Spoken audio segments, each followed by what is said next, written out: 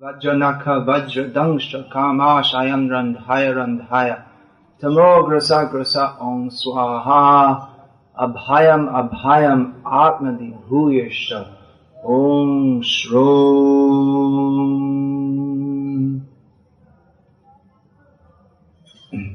Today we are celebrating the sacred appearance day of Sri Nrsimhadeva, Sri Nrsimha Chaturdashi. As Gauriya Vaishnavas, our focus of worship is on Sri Sri Radha Krishna as presented to us by the combined form of Sri Sri Radha Krishna, namely Sri Krishna Chaitanya Mahaprabhu. And the specific feature of worshipping Sri Sri Radha Krishna through Sri Chaitanya Mahaprabhu is madhurya, sweetness, transcendental sweetness. Gauriya Vaishnavas also worship Nrsimhadeva, knowing him to be non-different from Krishna. But in this avatar, it does not seem very sweet. Fierce, the word we find again and again used in Bhagavatam. Karavala, fierce, fearsome, ripping apart the intestines of Hiranyakashipu, killing all his soldiers, still not pacified, still angry even after that. Ugra, this word is often used in relationship with Nrsimhadeva, his Ugra Rupa, his terrible form, his Ugra Viryam, his terrible prowess, and so on. Gauriya Vaishnavas worship Lord Nrsimhadeva, knowing him to be very sweet. His fierceness is simply an expression of his great love for his devotee, Prahlad Maharaj. The Supreme Lord is by definition, by characteristic, unlimited. He is unlimitedly kind. So if we approach him in love, he will reciprocate with us with unlimited love. But if we are so foolish as to invoke his anger, then we will find that he also has unlimited anger. How can we make God angry? Bhagavan himself preaches to Arjuna in Bhagavad Gita about how one should be equipoised. Sukha dukhe same kritva. One should be equipoised in happiness and distress and all different situations. The Supreme Lord is Atmaram. He's fully satisfied in himself. Then why should he get angry? It doesn't seem like a very desirable quality. In fact, in Bhagavad Gita, Lord Krishna also states that krodha, anger, is one of the bad qualities that leads to hell. Trividham narakasyedam dwaram nashanam atmanaha kamas krodhas tatha lobhas tasmat etat trayam tyajet. There are three gates leading to hell, namely lust, anger, and greed. These destroy the self, and therefore an intelligent person should reject them. So, how is it that the Supreme Lord is angry? This we have to understand. This anger is not the anger of the conditioned soul. This is transcendental anger. Ordinary anger is despicable. Bad. It's not nice. In Tamil you have many words for bad. They're all different kinds of badness. So it's one of the kinds of badness. So it's despicably bad. But the anger of the Supreme Lord is worshipable. Why is Hiranyakashipu condemned? because he had all bad qualities, such as anger. And why is Nrsimhadeva glorified? Because he has all good qualities, especially anger. So we should understand that there is a difference in quality between the anger of Nrsimhadeva and that of Hiranyakashipu. Hiranyakashipu's anger is that which is described in Bhagavatam as Kamanuja, that which follows after lust or desire. Desire for personal sense gratification leads to anger. Nrsimhadeva's anger is a symptom of his divine love for his devotee Prahlad Maharaj. And that is the difference. So Gauriya Vaishnavas, they worship Nrsimhadeva as they worship all forms of the Lord, but they are in Gauriya Vaishnava worship, or among Gauriya Vaishnavas, we'll find that worship of Nrsimhadeva is more prominent than that, for instance, of even traditionally of Lord Ram. In traditional Gauriya Vaishnavism, we'll find it's more there. At least our recent acharyas from Bhakti Thakur have worshipped Lord Sri Nrsimhadeva. Chaitanya Mahaprabhu also, every day while residing at Puri, he would enter the temple of Lord Jagannath, going past the shrine of Lord Nrsimhadeva, and would offer prayers to Lord Nrsimha.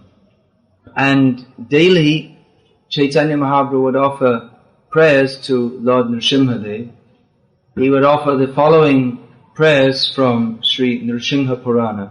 Namaste Nrsimhaya Prahlada Hlada Dayane Hiranyakashipur Vaksha Shilatanka Nakalaya Ito Nrsimha Parato Nrsimha Yato Yato Yami Tato Nrsimha Vahe Nrsimha Hridaye Nrsimha Nrsimha Mading Sharanam Bhakade, offering his obeisances to the form of the Lord who appears as a man come lion, but who is neither man nor lion, and who is known as Prahlada Hlada Dayi. Prahlad means great happiness. So what is the nature of Prahlad's happiness? He's not interested in material sense enjoyment. He's not interested in merging into the impersonal Brahman. His pleasure is in chanting the names of the Lord. Vijay Paraduryatyaya Vaitaram Yastvadvirya Gayana Mahamrita Magna Chittam. Magna Chittam, his consciousness is always absorbed in glorifying the prowess of the Lord. So Lord Nrsimhadeva is known as he who gives pleasure to Prahlad, who is full of pleasure. Who, to give Prahlad pleasure, ripped apart the chest of Hiranyakashipu, which was hard like thunderbolts. Actually it says like stone, like Shila. So hard that Indra's thunderbolt could not pierce it. Vajra, yeah. Indra's thunderbolt is famous for cutting down mountains. Formerly, we understand from Shastra, some mountains used to have wings and fly here and there, and they were causing so much disturbance. Indra would just cut them down with his thunderbolt. Some of the Asuras wings and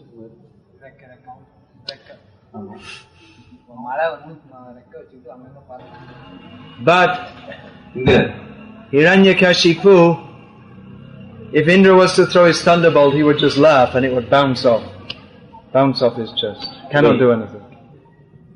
But Nrsimhadeva has very sharp nails, like a chisel. You know this? They use for cutting stone, which broke apart the chest of Hiranyakashipu.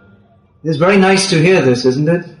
If we hear some story of how someone has been tortured to death by breaking open their chest and pulling out their intestines, we think, that's horrible. But when we hear of Nrsimhadeva doing this, it is transcendentally blissful. The devotees can appreciate this. They like this. The non-devotees, they would want to take Nrsimhadeva to court.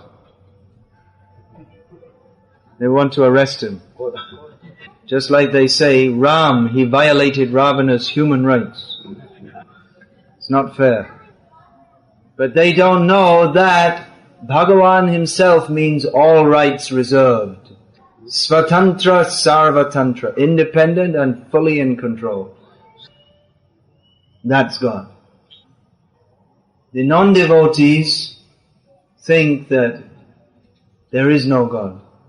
Or if there is Bhagavan, it's Bhagavan according to how I shall define him. Nrsimhadeva killing Hiranyakashipu means defeat of empiricism. Adhyakshikavada in Sanskrit. I don't know if that's any help. It means empiricism means the endeavor to understand everything by measurement. This is so long, this is so deep, this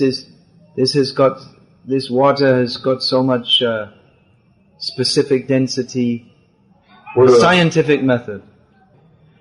You should learn all these words. You need them for preaching. In what's empiricism in Tamil?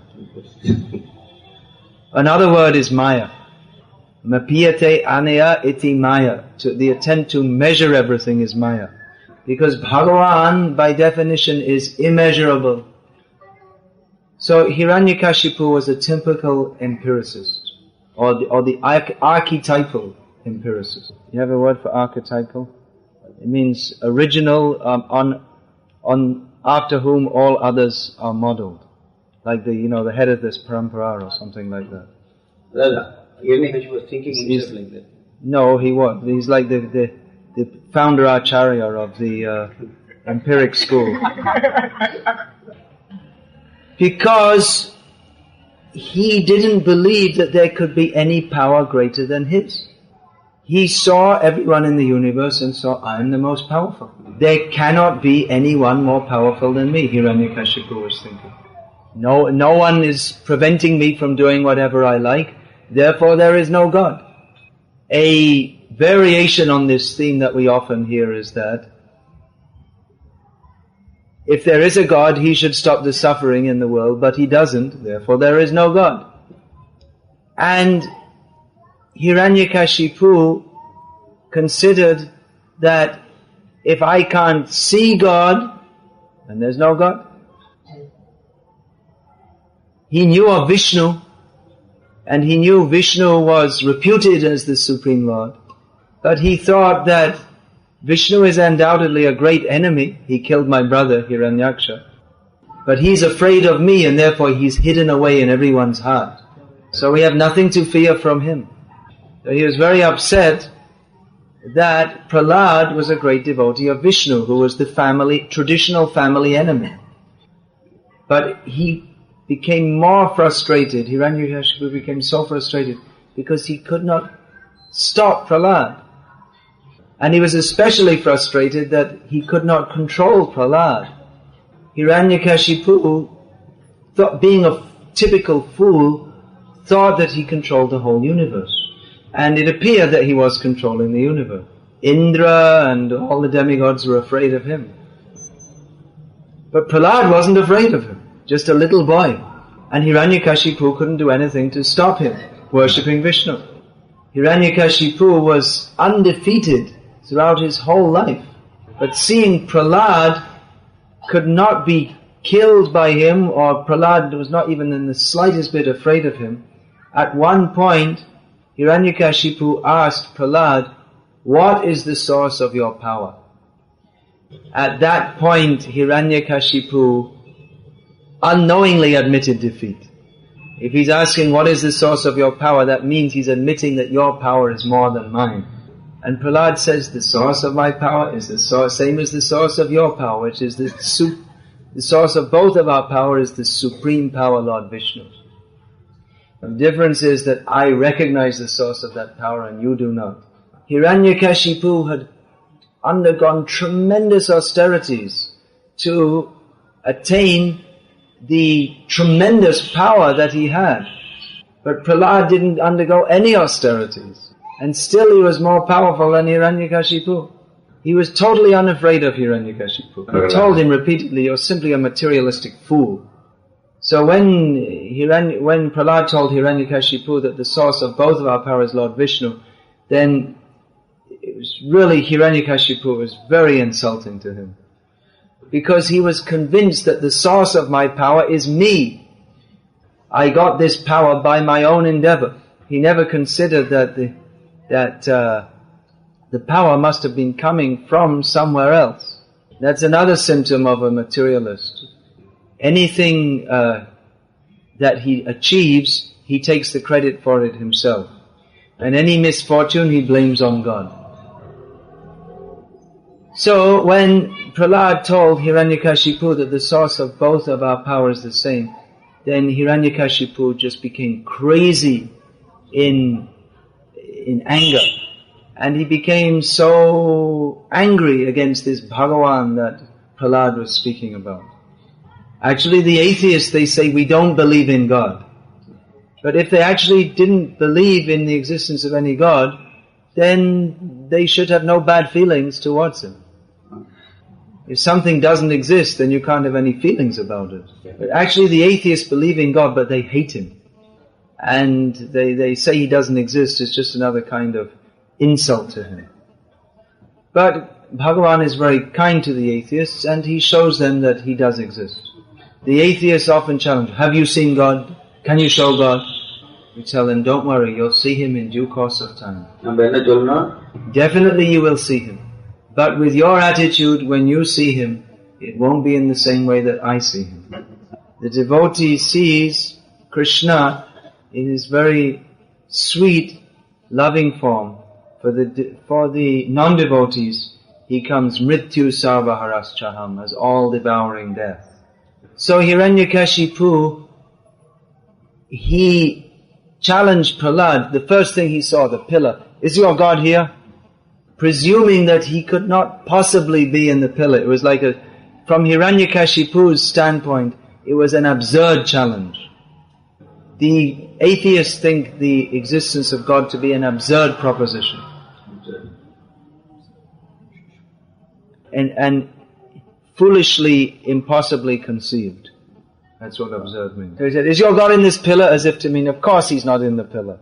And Prahlad said, of course. So Hiranyakashipu, to demonstrate his belief in God, punched the pillar. Hiranyakashipu's punch would be enough to knock out Indra. From that, to maintain the word of his devotee, his devotee had said, yes, he's in the pillar. The Lord appeared from that pillar. In an adbhuta rupam, an amazing form. Adrishta purvam, never seen before. Ashruta purvam, never heard of before. Who would have imagined a form partially lion and partially man? Said that even Lakshmi, who's his wife, didn't recognize him.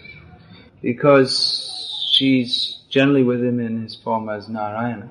But how is that? Because the form of Nrsimhadeva is eternal.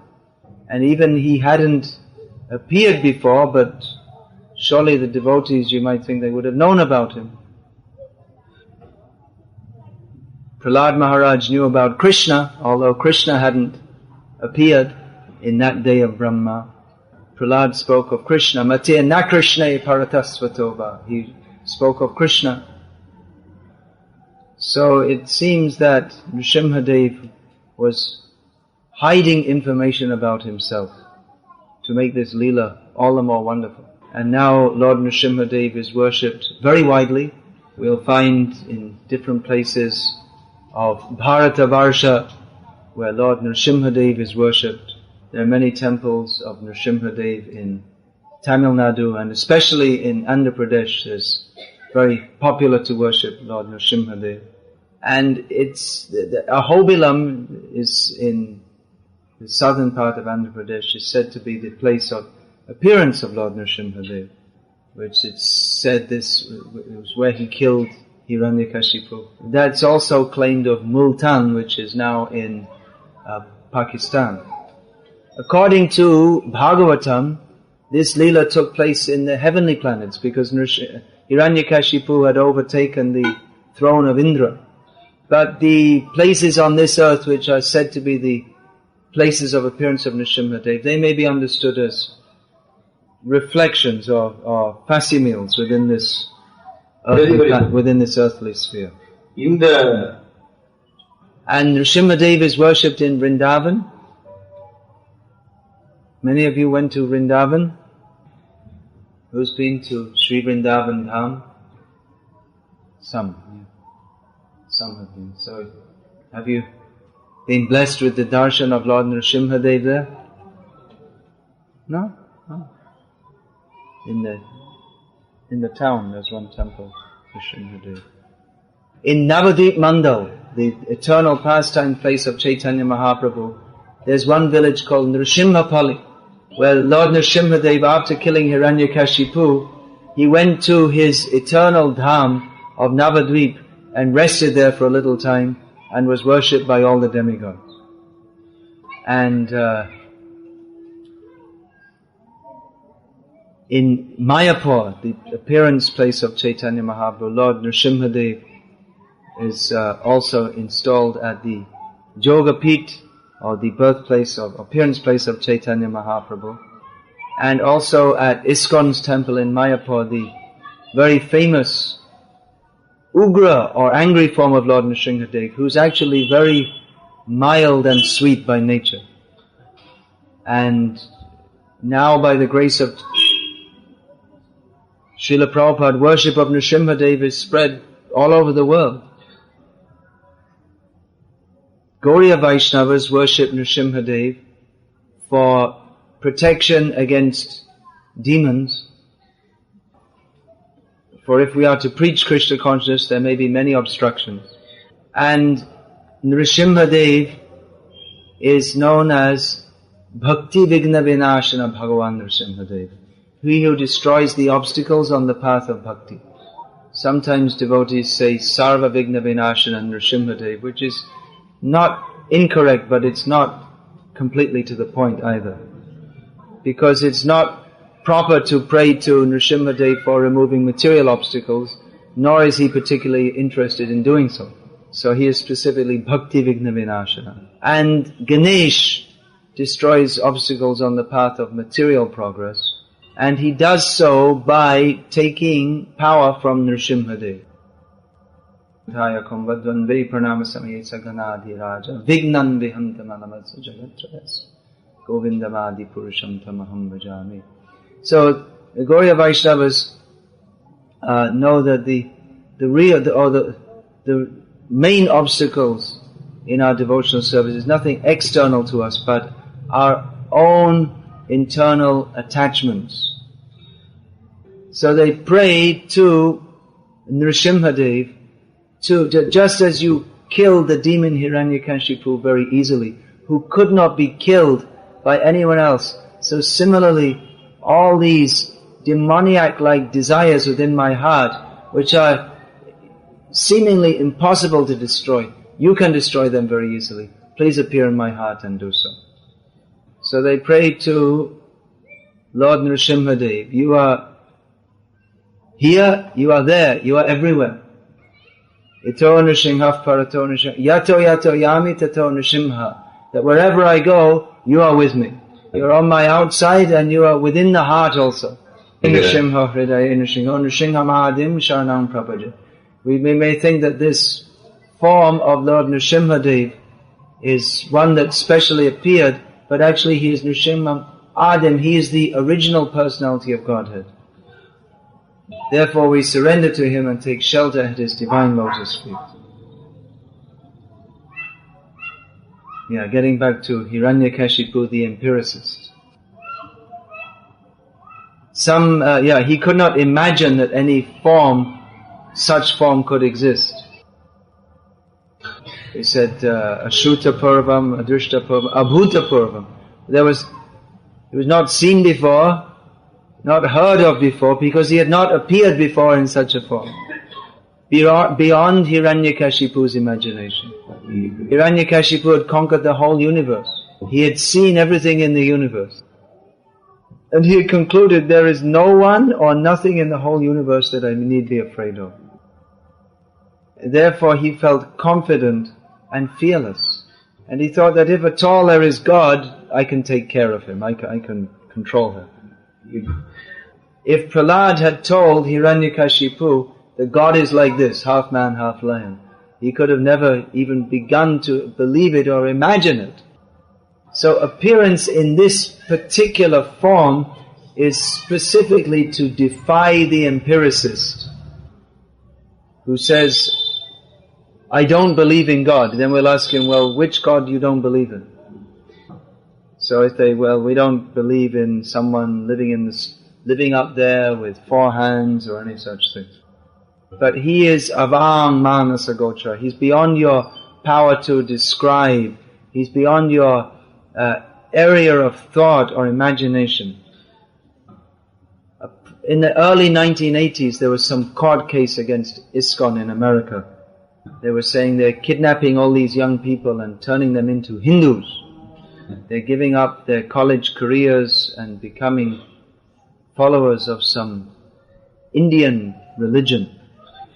So, as evidence of how the Hare Krishna movement was very strange, they showed in the court a picture of Nrsimhadeva and see, they worship this as God. So actually that should have started a whole theological argument which could have gone on for months. But instead, the devotees, I don't know why they did, they followed the lawyer's advice and said something which is practically atheistic, that this is just a symbol. But actually the appearance of Nrsimhadeva is in defiance of the empiricists.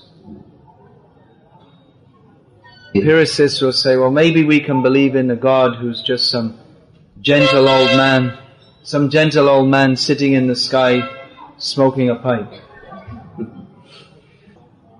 who throws down bundles of 500 notes. We like a God like that. But a God half man, half lion, rips someone to pieces, that can't be God. But Nrsimhadeva defies the empiricist who says that God cannot be like this. He is, as he wants to be. He's not under your control, not within your imagination. To the deities. So this is a challenge for the Krishna consciousness movement, to demonstrate to the people of the world that you do not know who is God, we know who is God. If we actually want to be religious, we must accept Nrsimhadeva as Bhagavan. If you cannot accept him as Bhagavan, then you cannot actually be a devotee, whatever you call yourself. Now there are many people in India even today who accept in a vague way that Nrsimhadeva is Bhagavan. But we have to convince them in an intelligent manner that acceptance of Nrsimhadeva as Bhagavan is not simply a sentiment. We should understand with our intelligence. The very form defies whatever sentimental notion we might have of what God, of how we should expect God to be. And that everything comes from God, so even anger comes from Him, so when He's angry, He's the supreme angry. But that anger does not degrade Him, rather that anger decorates Him. So you're all devotees, you're coming here out of Bhakti. We request you to understand with the intelligence given to you by Bhagavan, who is Bhagavan. At this institution we are conducting regular classes to give education in understanding who is Bhagavan. In the modern age there are many people who do not accept the Vedic statements. They will scoff. You know what that means? Deride. What is this Ganesh, elephant head god? What is this Krishna dancing with so many girls? What is this Nrsimha, half man, half lion. Impossible they were. So we are giving training how to answer these people and cut them. Just like Hiranyakashipu cut Hiranyakashipu. Sorry, just as Nrsimhadeva cut Hiranyakashipu. You should not remain weak. Take strength from Nrsimhadeva. Nrsimhadeva has appeared in this age as Chaitanya Mahaprabhu. Once Chaitanya Mahaprabhu asked one of his devotees, Srivas Thakur, to recite Sri Vishnu Sahasranama. So early in, or near the beginning of Vishnu Sahasranama, one of the name comes Nrsimhadeva. He was the form of a man and a lion. So hearing this name, Chaitanya Mahaprabhu became absorbed in thought of Nrsimhadeva, and he had Nrsimha Avesh. He ran out in the mood of Nrsimhadeva, Nrsimha Avesham. Can you imagine if you're walking in the street and all of a sudden there's an angry lion? Wouldn't it be extremely frightening? But Chaitanya Mahaprabhu, in the mood of Nrsimhadeva, was more angry than millions of lions. And all the people, when they saw him, they ran away. And seeing this, Lord Chaitanya, he came to external consciousness.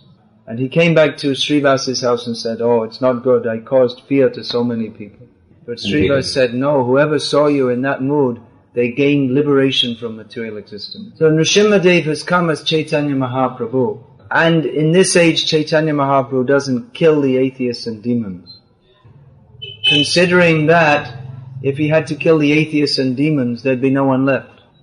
So instead, he tried to change the atheistic mentality within the heart. So we pray to Lord Nrsimhadeva to appear within our hearts and purify our hearts, and to give us the strength to uphold the teachings of the Vedic Shastras, which describe how Lord Nrsimhadeva is Bhagavan.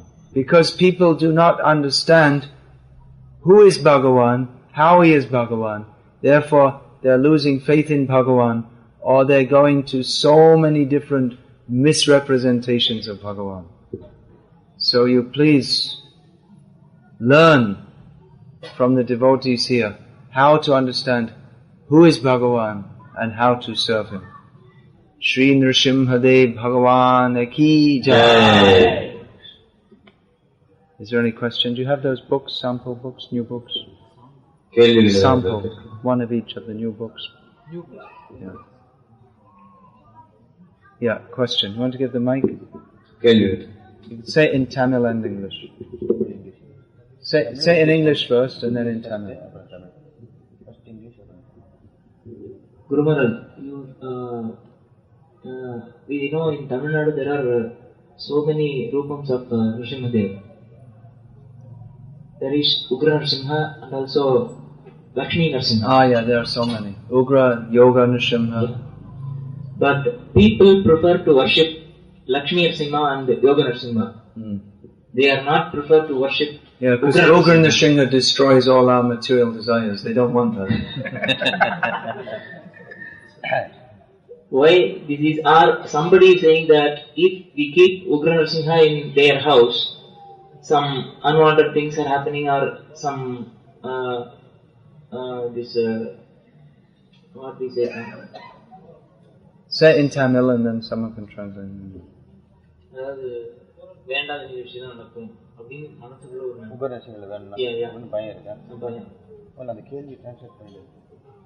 So this fear is normally there mostly in Tamil Nadu people. So you have to clarify this, please, Guru Maharaj. Yeah, Ugra Nrsimha, oh, you didn't say in Tamil. Okay, you say in Tamil. பொதுவா நரசிங்கர் பல ரூபங்களாக வழங்கப்படும் நிலையில் லட்சுமி நரசிம்மரும் யோக நரசிம்மரும் விரும்பி மக்கள் வழிபடுறாங்க. அதே உக்ர நரசிம்மரை விட்டு கொஞ்சம் ஒதுங்குறாங்க. அப்ப மகராஜ் பதில் சொன்னார், ஆமா, ஏன்னா இந்த ஜட ஆசைகள் எல்லாம் அவர் விலகிடுவாருன்னு ஜனங்களுக்கு பயம், அதனால இங்க போறாரு. Nrsimhadeva kills Hiranyakashipu and all other demon-like characters. in his Ugra form. உக்ர ரூபத்தில் இருக்கும் நரசிங்க தேவர் அசுர குணங்கள் எல்லாத்தையும் ஒழிக்கிறார், நமக்குள்ள இருக்கிறது. And he is especially worshipped by persons free from material desire or desiring to be free from material desire. ஜட ஆசைகளிலிருந்து விடுபட்டவர்கள் அல்லது ஜட ஆசைகளிலிருந்து விடுபட்டா பரவாயில்ல நினைச்சுக்கிட்டு இருக்கிறவங்க விரும்பி நாடுறாங்க உக்ர நரசிங்கரை. When the devotees wanted to have the form of Nrsimha, Ugra Nrsimha carved, they found it very difficult to find anyone to do it. The traditional stapatis, they don't want to do. It's very dangerous to touch this form, and because if anyone comes near him with any material desires, he'll burn out that misery. He becomes more angry. இப்போ ஜட ஆசைகளோடு அவர் நாடுறப்போ இன்னும் அவர் கோபம் வந்துடுதுங்கிற நிலையில இந்த உலகாயுத ஆசைகளோட அவரை நாடுறதுக்கு எல்லாருக்கும் பயப்படுறாங்க. And only brahmacharis can worship him. பிரம்மச்சாரிங்க மட்டும்தான் அந்த அவரை நாடி வழிபட முடியும். So if people have in their home, he'll show his mercy to them by breaking all their material desires. But generally people want to worship God to fulfill their material desires. So they consider it inauspicious because they're fools. இந்த மாதிரி எண்ணம் பலமா இருந்துகிட்டு இருக்க நிலையில பிரம்மச்சாரிங்க மட்டும்தான் வழிபட முடியும், நம்ம வச்சிருந்தா ஆகாதே நினைச்சுக்கிட்டு இருக்க நிலையில அந்த வீட்டுக்குள்ள வர வச்சிருந்தா நம்ம ஜட ஆசைகள் எல்லாம் ஒருவேளை விலகிட்டாருன்னா என்ன பண்றதுன்னு முட்டாள்களாக இருக்கும் அந்த மக்கள் நினைக்கிறார்கள். Anything else? In the course of this practice of bhakti, the material desires we have to leave away. And at what stage is grahasthas can come out of it and leave? There is some confusion prevailing among the... Even if you want to leave, there is a condition that you have to be still inside. What is the... Okay, let's say in Tamil. கிரகஸ்தர்கள் சிலர் பக்தி மார்க்கத்தில் போயிட்டு இருக்கிறவங்க இந்த உலகாயுத பிடிப்பிலிருந்து வெளியே வந்துடணும் அப்படின்னு மனசுக்குள்ள எண்ணம் இருந்தாலும் வர முடியாத அளவுக்கு சில சூழ்நிலைகள் அங்க இங்க ஒரு பிடிப்பு வந்துட்டா பரவாயில்லைங்கன்னு சொல்லுவோம், ஆனா அங்க வர்றதுக்கு முடியாத நிலைமை இருந்துகிட்டே இருக்கு. எந்த நிலையில எப்படி அந்த பிடிப்பிலிருந்து நம்ம வெளியில வர முடியும்? Attachment for family life will never end as long as one is within it. ஒரு குடும்பத்திற்குள்ள இருக்கிற வரைக்கும் குடும்பத்தின் பாலுள்ள பற்று என்பது ஒளியவே ஒளியாது. Therefore the injunction is panchas ordhvam vanam vrajet. At the age of 50 leave it. அதனால 50 வயசு இந்த சட்டம் என்ன சொல்லுதுன்னா 50 வயசு ஆச்சா விட்டுடு, வெளியே வந்தது.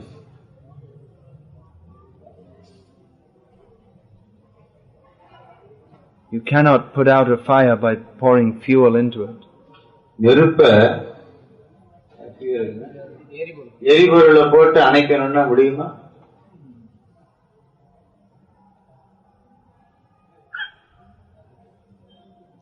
Yeah. How old are you? 47, 48. என் வயசு என்னன்னு கேட்டாரு. 47, 48 ஆகுது. இன்னும் 2 வருஷம் இருக்கு.